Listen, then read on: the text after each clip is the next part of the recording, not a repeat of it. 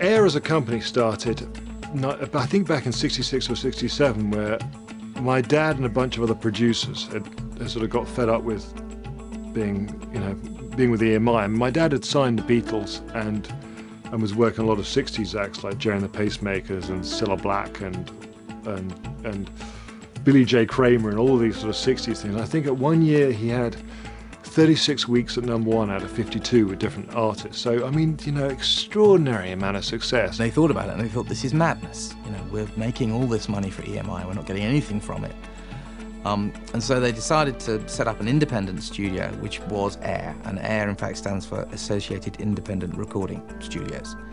And the idea was to take all that work and talent that they had working for them, singing for them, I should say, and make records themselves. It was the first truly independent studio that actually thought about what they were going to use.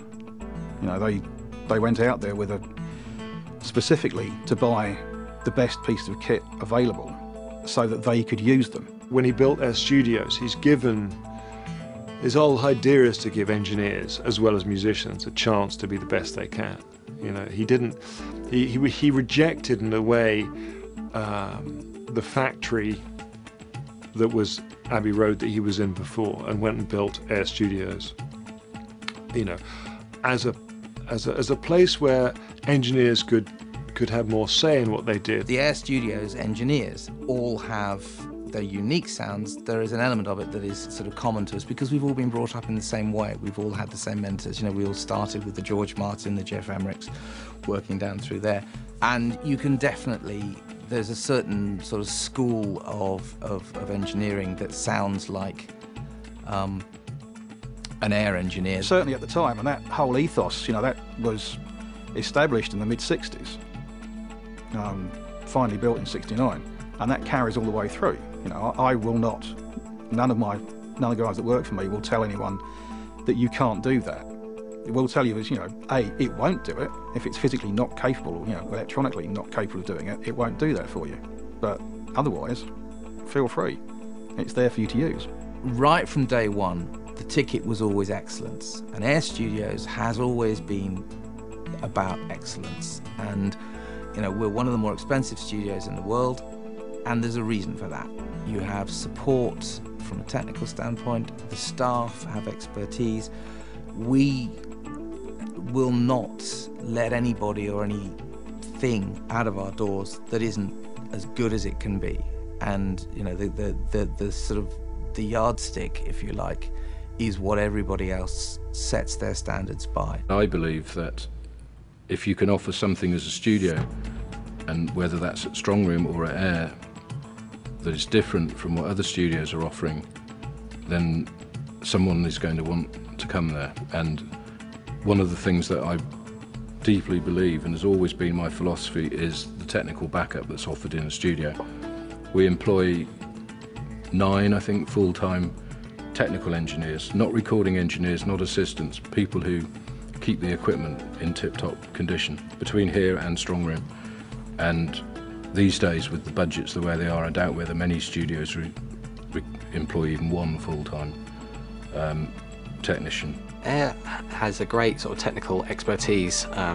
All the people that work here are very sort of professional and have got a great ethic about, and being conscientious about wanting to do a good job and making sure everything's correct, and so, the maintenance team are first class. They maintain all the equipment beautifully, and that helps us as engineers, because when you go to use something, it works. It's not like going in the midst of a recording or, which often happens. Richard and George are very similar in their outlook. They both strive for a studio that gives technical excellence and basically everything just works. One of the most important things that they believe is when an artist or an orchestra or conductor or anyone that uses the studio, the whole experience of them walking through the door and their experience of them recording, if something goes wrong, as it inevitably does with technology, that it gets fixed, that the support structure is completely there so they can concentrate on doing the job that they're there to do and be at their creative best. I think there's two things about Air. One is that technically it's absolutely it's just the most fabulous, problem-free place I've ever worked in. And sometimes we, on a big film, will really do some damage to the infrastructure in terms of, I want to do this, this, this, this, and this.